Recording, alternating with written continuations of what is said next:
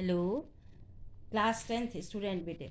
आज मैं आपको आपकी ग्रामर पोर्शन का नेक्स्ट चैप्टर जो वाच्य है उसे समझाने की कोशिश कर रही हूँ।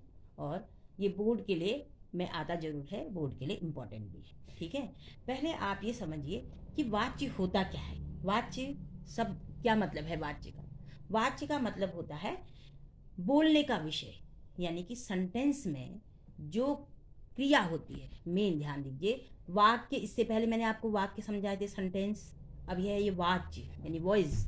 ठीक है, यानी इसका मतलब क्या है, यानी वाच्य का अगर आप शाब्दिक अर्थ लेंगे तो यानी कि बोलने का विषय। अब इसमें इसका डेफिनेशन क्या बनेगी कि क्रिया के जिस रूप से यह पता चले कि क्रिया का मुख्य विषय क्या है। क्रिया की मीन्स जो आपकी उसमें वर्ब है यानी क्रिया है, तो उस क्रिया से जिसका पता चलता है मेन चीज उस क्योंकि क्रिया मेन होती है सेंटेंस में, उससे पता चलता है कि वाक्य में कौन प्रमुख है। ठीक है, वाक्य में कर्ता प्रमुख है, कर्म प्रमुख है या भाव प्रमुख है। अब ये कर्ता, कर्म और भाव क्या है ये आगे अभी आपको समझा रही हूँ मैं, देखिएगा। तो वहां पर जहां पर कर्ता, कर्म या भाव की प्रमुखता होती है क्रिया के आधार पर, वहां पर वाच्य, उसे वाच्य कहते हैं। ठीक है, अब देखिए मुख्य रूप से वाच्य के दो भेद हैं, दो प्रकार हैं। तो इसमें पहला है कर्तृवाच्य और दूसरा है अकर्तृवाच्य।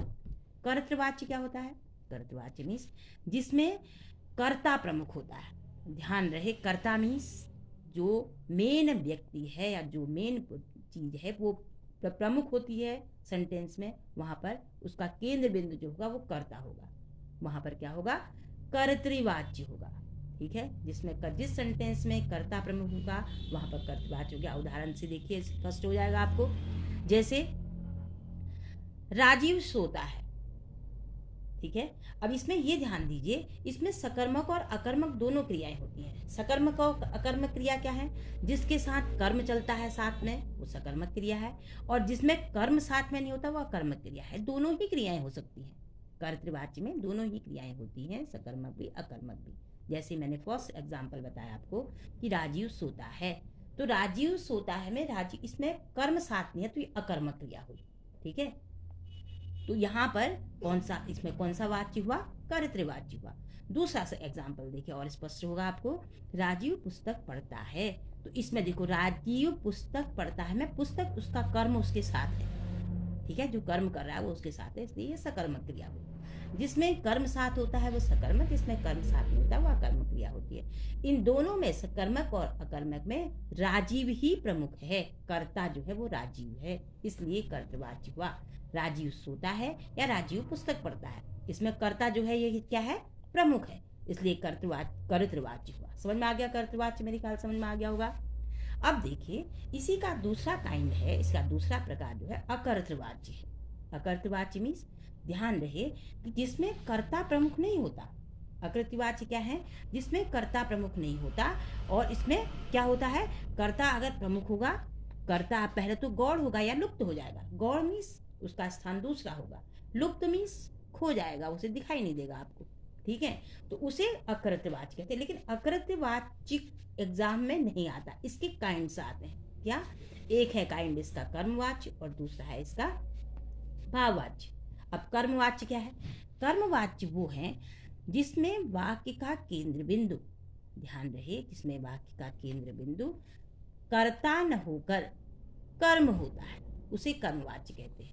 ठीक, उसमें कर्ता की प्रधानता नहीं होती। ठीक है, या तो कर्ता लोप हो जाता है और या उसके साथ क्या जुड़ जाता है? से या द्वारा। अगर कर्ता होता है तो उसका सेंटेंस कैसे बनेगा? से अथवा द्वारा जुड़कर, या कर्ता लोप हो जाएगा। अब देखिए एग्जाम्पल से आपको और स्पष्ट होगा। सोनिया ने गीत गाया, इसमें सोनिया क्या है? कर्ता है, तो सानिया ने गीत गाया, कर्ता सानिया से गीत गाया गया। सानिया ने नहीं है, अगर ने होता, सानिया ने गीत गाया होता तो क्या होता? ये कर्तृवाच्य होता। ये गाया हो कह रहा है कि सानिया से गीत गाया गया। अभी मैंने कहा कि कर्ता के पीछे से या द्वारा जुड़ता है, तो यहाँ पर सानिया से गीत गाया गया, तो यहाँ पर सानिया से गीत गाया गया में से जुड़ने के कारण कर्मवाच्य हो गया, क्योंकि इसमें कर्म प्रमुख हो गया। सानिया से गीत जो है उसका कर्म है, ये प्रमुख हो गया। इसमें सानिया प्रमुख नहीं हुई इसमें, इसमें गीत गाना प्रमुख हो गया, इसलिए कर्म कर्ता का लोप होने, कर्ता साथ में होने के साथ साथ उसके आगे से जुड़ गया। दूसरा सेंटेंस आप देखिए, पतंग उड़ रही है। पतंग उड़ रही में कर्ता का बिल्कुल लोप हो गया। कर्ता कौन था? जो पतंग उड़ाने वाला था, उसका तो है ही नहीं जी, खाली पतंग उड़ रही है। तो पतंग उड़ रही में कर्ता का लोप, यहाँ पर कर्ता का लोप हो गया, इसलिए कर्मवाच्य हुआ। कर्मवाच्य क्या है? कर्म क्या है? पतंग का उड़ना। कर्ता कौन है? लोप है। कर्ता लोप मीन्स बिल्कुल नहीं है, तो ये कर्मवाच्य हो गया। रोगी को दवाई दी गई, किसने दी ये नहीं है, रोगी को दवाई दे दी गई है, इसमें भी कर्ता का लोप हो गया। ठीक, इसलिए क्या हुआ? दवाई देना मेन कर्म साथ में है, इसलिए कर्मवाच्य। समझ में आ गया होगा? कर्तृवाच्य और कर्मवाच्य समझ में आ गया बेटे?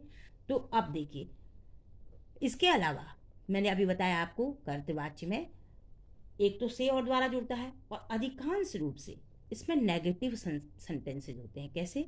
कर्ता की असमर्थता को सूचित करते हैं। असमर्थता मीन्स वो नहीं कर पा रहा जिस काम को, नहीं का, उसमें नेगेटिव सेंटेंस नहीं का ज्यादा उपयोग होता है। ठीक है, जैसे मुझसे यह दृश्य देखा नहीं जाता, देखो से भी है, मुझसे यह दृश्य देखा नहीं जाता, नेगेटिव सेंटेंस है।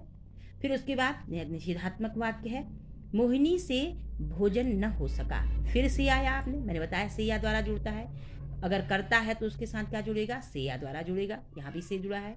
और भोजन नहीं हो सका, नेगेटिव सेंटेंस भी है, दोनों तरह से भी जुड़ा है, नेगेटिव सेंटेंस भी है, इसलिए ये कौन सा वाच्य है? कर्मवाच्य है। कर्म की प्रधानता है, कर्ता में कर्ता की प्रधानता, कर्म में कर्म की प्रधानता। तीसरा आता है, ये अकृतवाच्य के अंतर्गत ही आता है, तीसरा आपका भाववाच्य। ठीक है, भाववाच्य क्या है? इसमें भाव की प्रधानता होता है। देखो ध्यान रहे, इसमें न तो इस वाक्य में न तो कर्ता प्रमुख होता है और न कर्म प्रमुख होता है। ठीक है, ध्यान रहे इस बात में, कर्ता भी प्रमुख नहीं है, कर्म भी प्रमुख नहीं है, बल्कि क्या है? भाव की प्रधानता है, जिसमें कर्ता की प्रधानता न होकर भाव की प्रमुखता होती है, वो भाववाच्य है। जैसे, ठीक, सोहन से चला नहीं जाता। अब देखो ये भी नेगेटिव तो है, लेकिन भाव प्रमुख कैसे है? उसका चला जाना, उसका चलना, चलना एक भाव है। आपने संज्ञा पढ़ी होगी, संज्ञा में भाववाचक संज्ञा पढ़ी होगी, जिसमें भाव की प्रधानता होती है, वही यहाँ पर भी है कि जिस वाक्य में भाव की प्रधानता, अब ये वाच्य है तो इसलिए संज्ञा का जिक्र नहीं, मैंने संज्ञा का इसलिए किया क्योंकि आपने संज्ञा भी पढ़ी होंगी, भाववाचक संज्ञा पहले छोटे क्लासेस में। सोहन से चला नहीं जाता, उसका चला जाना, नहीं जाना उसका भाव है। दूसरा है, अब मुझसे सहा नहीं जाता, ये भी नेगेटिव में होती है, लेकिन इनमें भाव की प्रमुखता होती है। ठीक है, अब आप कहोगे इसमें भी से जुड़ा है, इसमें भी से जुड़ा है, और इसमें भी क्या है?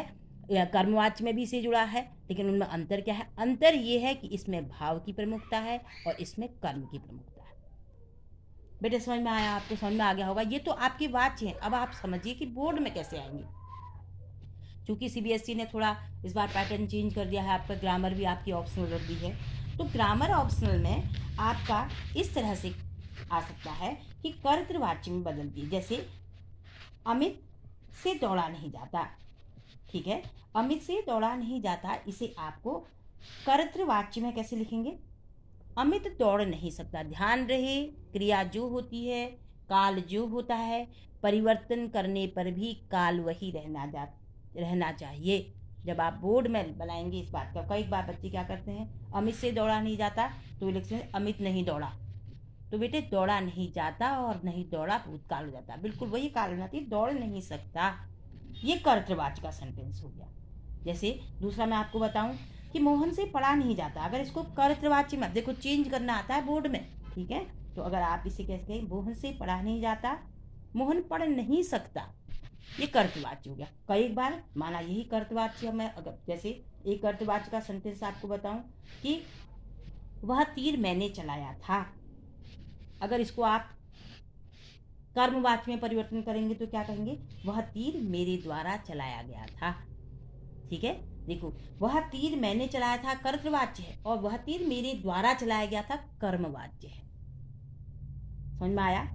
तो थोड़ा डिफरेंसेस करके पढ़ोगे तो आप लोगों को समझने में इजी होगा और जानने में भी इजी होगा, और आपको बोर्ड में करने के लिए भी इजी होगा। ठीक है, समझ में आ रही होगी मेरी बात? अब देखो, एक सेंटेंस है बच्चा रोता है, उसे आप भाववाच्य में कैसे परिवर्तन करेंगे? बच्चे से रोया जाता है, बच्चा रोता है कौन सा सेंटेंस है? कर्तवाची, क्योंकि इसमें बच्चा प्रमुख है तो कर्ता प्रमुख है, कर्ता प्रमुख है तो कर्तवाची हो गया। इसे आप भाववाची में कन्वर्ट करोगे तो क्या करोगे? बच्चे से रोया जाता है। तो ये आपके बोर्ड में ऑप्शनल आएंगे, लेकिन आपको पहचानने होंगे कि इसमें भाव किसमें प्रमुख है, किसमें कर्ता प्रमुख है, किसमें कर्म प्रमुख है। ठीक, समझ में आगे हो गया। तो ये चैप्टर आपका कंप्लीट हुआ और आपको मेरे ख्याल से समझ में आ गया होगा। जितना मैं सोच सक रही हूँ, जितना मेरे से समझा सकता है मैंने आपको समझाया, और आपको समझ में भी आ गया होगा। अगर आपको समझ में आ गया होगा तो इसे लाइक करें, शेयर करें और सब्सक्राइब करें। धन्यवाद।